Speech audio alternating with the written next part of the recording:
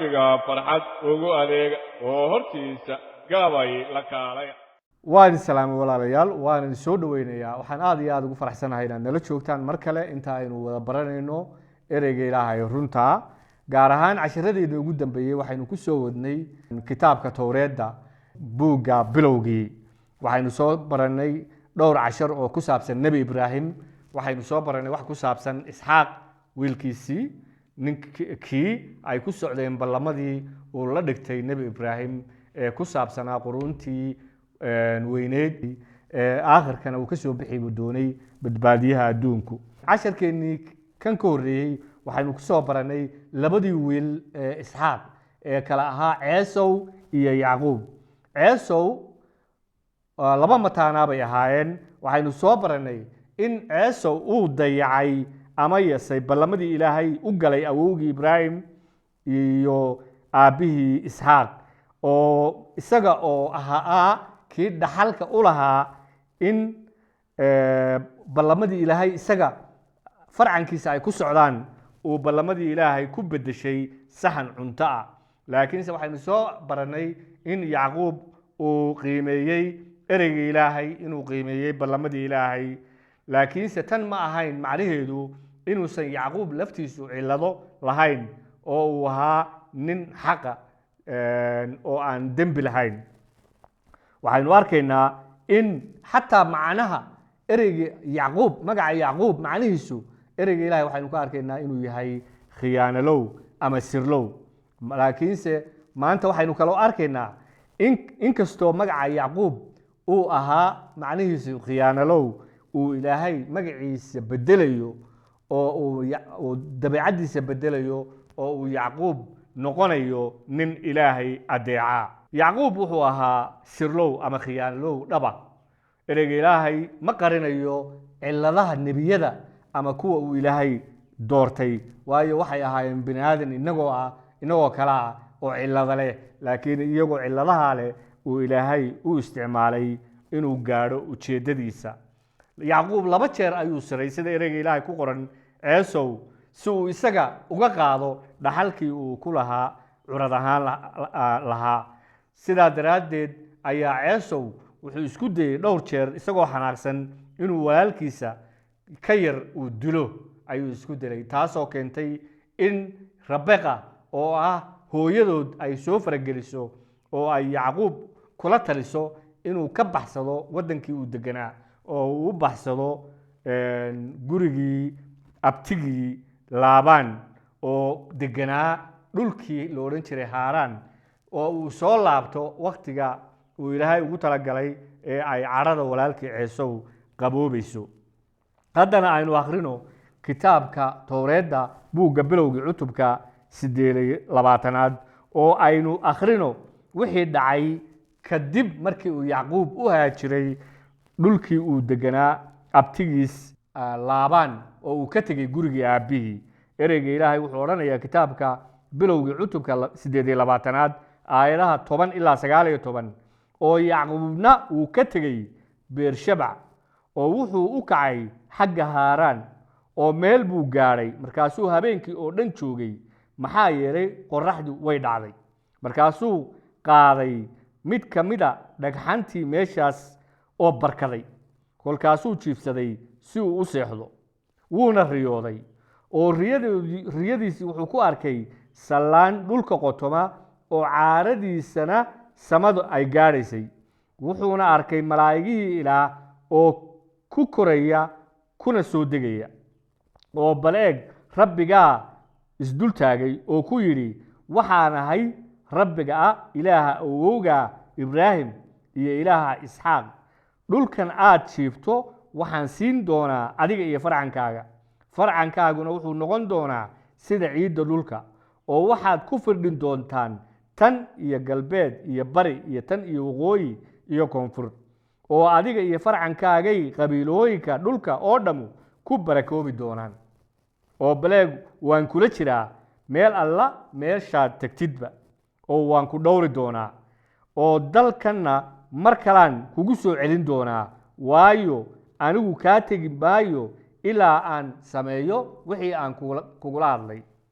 markaasuu yacquub ka toosay hurdadii oo wuxuu yidhi, hubaal rabbigaa halka jooga, mana aan ogeyn. wuuna cabsaday oo wuxuu yidhi, meeshan cabsi badana. tanu meel kale ma aha gurigii Ilaah mooyaane, tanuna waa iriddii samada.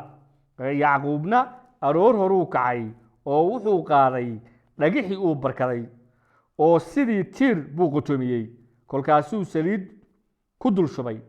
meeshaas magaceediina wuxuu u bixiyey Beytel oo macnaheedu yahay gurigii Ilaahay. laakiinse markii hore magaalada magaceedu wuxuu ahaa Luus.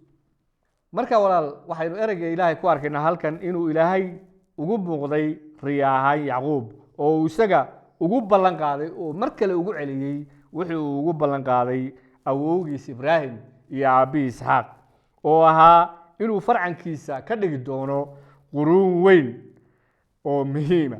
sidaa daraaddeed waxaynu arkaynaa in wixii uu yacquub isku dayey ama dhaxalkii curadnimada ee yacquub isku dayey walaalkii Ceesow inuu ka khiyaaneeyo, in halkan uu ilaahay isaga aakhirkii siinayo.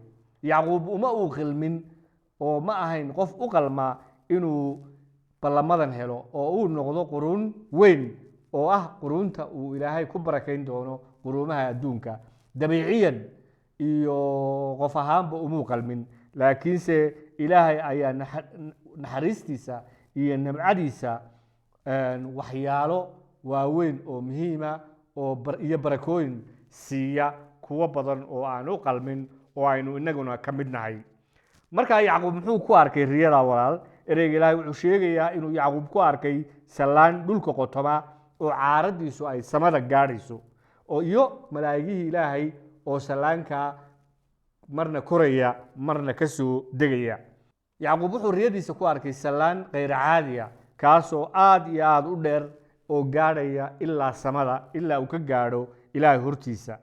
riyadan sallaanka dheer ku saabsan dhexdiisa ilaahay wuxuu yacquub ku tuseeyey inuu isaga la jiray oo uu isagu doonayey inuu yacquub ilaahay la yeesho xidhiidh sokeeyo.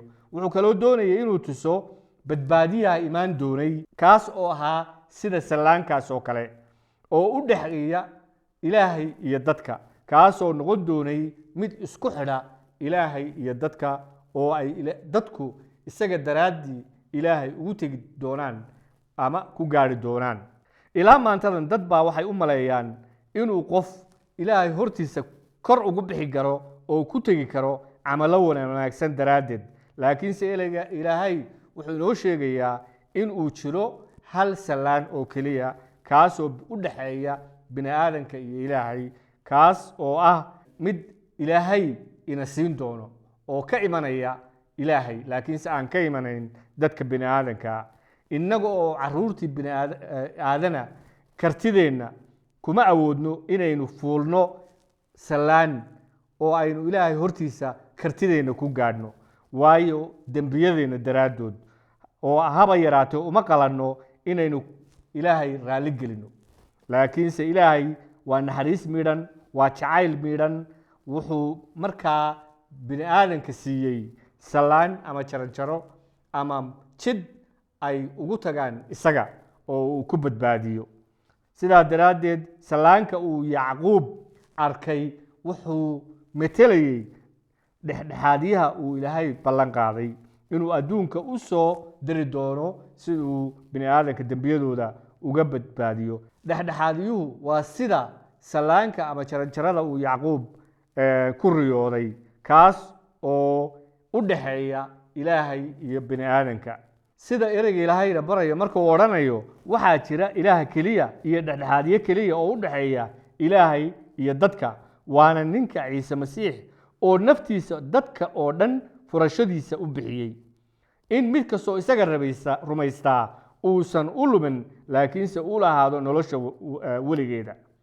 si cad ayuu ereyga ilaahay inoogu sheegayaa inaan qofna ilaahay u tegi karin ama u imaan karin haddii aanu kaasi soo marin dhexdhexaadyaha quduuska ee uu ilaahay samada ka soo diray ama aanu rumayn kaasoo ah ciise masiix. haddana walaalayaal aynu aragno wixii dhacay markuu yacquub gaadhay gurigii abtigii. ereyga ilaahay waxaa ku qoran nin waliba wixii uu gurto ayuu beertaa. waxaynu hore u soo aragnay in uu yacquub walaalkii ceesow laba jeer ka weynaa laba jeer uu khiyaaneeyey. haddana waxaynu arki doonaa in yacquub ay khiyaanadaasi ku dhacayso oo uu abtigiis khiyaanayn doono. abtigiis magaciisa waxaa la odhan jiray laabaan. run ahaantiina ninkaasi wuxuu ahaa nin aad iyo aad u khiyaano badan. ereyga ilaahay kitaabka towreedda bilowgii cutubka 29 aayadaha 14 ilaa 30 waxaa ku qoran laabaanna wuxuu ku yidhi yacquub, laabaan waa nin abtigii, hubaal waxaa tahay laftayda iyo jirkayga. waa markuu u tegey kabacdi wuxuuna la joogay isagii intii bila. markuu la joogay intii bila ayuu laabaan la hadlay yacquub oo ku yidhi hubaal waxaa tahay laftayda iyo jirkayga. markaasaa laaboon yacquub ku yidhi walaalkayga aad tahay aawadeed ma habboon tahay inaad mushahaar la'aan iigu shaqaysid? bal ii sheeg mushahaaradaadu maxay ahaan doontaa? laabaanna wuxuu lahaa 2 gabdhood. midda weyn magaceedu wuxuu ahaa leeyax, tan yar magaceeduna wuxuu ahaa raaxeel. leeyaxna way indhadarnayd, waxay ahayd gabadh aan qurux badnayn oo fool xun, laakiinse raaxeel way quruxsanayd, suurad wanaagsanna way lahayd. yacquubna wuxuu jeclaa raaxeel, markaasuu ku yidhi 7 sannadood baan kuugu shaqayn gabadhaada yar ee raaxeel ah. laabaanna wuxuu yidhi waa wanaagsan tahay inaan adiga ku siiyo intii aan iyada nin kale siin lahaa ee ila joog. yacquubna 7 sannadood buu u shaqaynayay raaxeel aawadeed, waxayna la ahaayeen maalmo yar.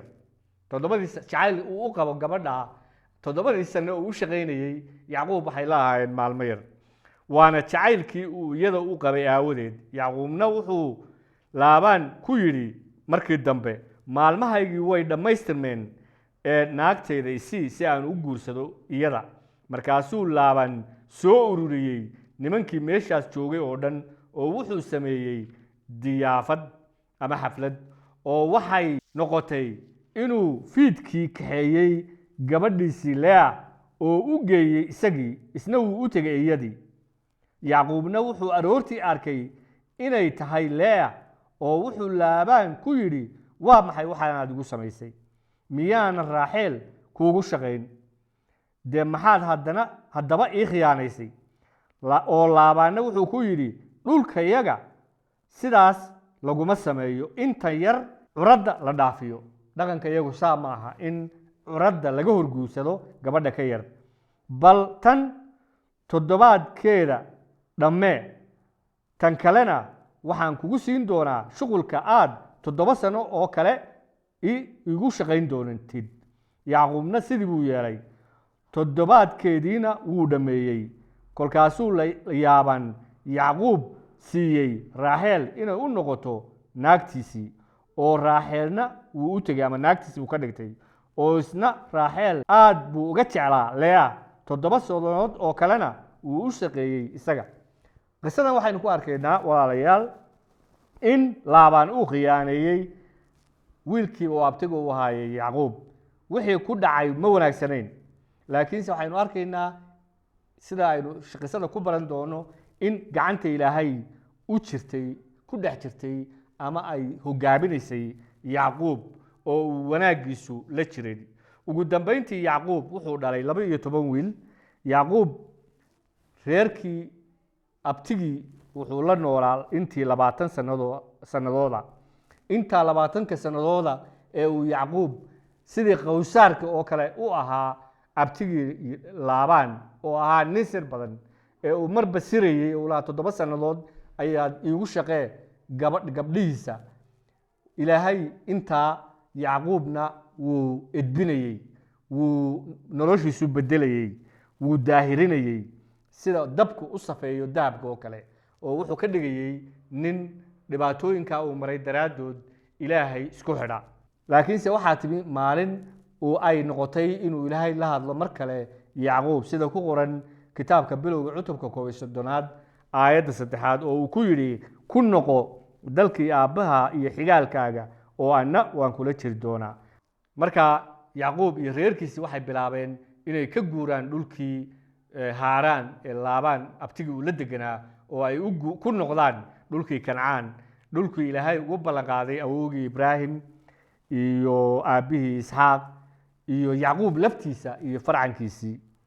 intii Yacquub iyo reerkiisu ay ku sii socdeen dhulkii Kancaan si khaasa ayuu Ilaahay u hogaaminayay si khaasa ayuu Ilaahay ugu muuqday ilaa markii dambe uu Ilaahay bedelay magacii Yacquub oo uu khiyaanalow ahaa oo uu bedelay magaca Israa'iil bilowgii cutubka 32 aayadaha 24 ilaa 30 waxaynu ku aqrinaynaa markaasuu Yacquub kaligiis haray nin baana la legdamay isagii ilaa markii waagu bariyay oo markuu arkay inuusan ka adkaanayn ayuu taabtay godkii bowdadiisa bowdadii Yacquubna way murkacatay intuu la legdamayay isagii markaasuu yidhi isiida maxaa yeelay waagii baa bariyay isna wuxuu yidhi ku sii deyn maayo inaad ibarakaysid mooyaane markaasuu ku yidhi isagii magacaa isna wuxuu ku yidhi Yacquub markaasuu ku yidhi magacaaga hadda kadib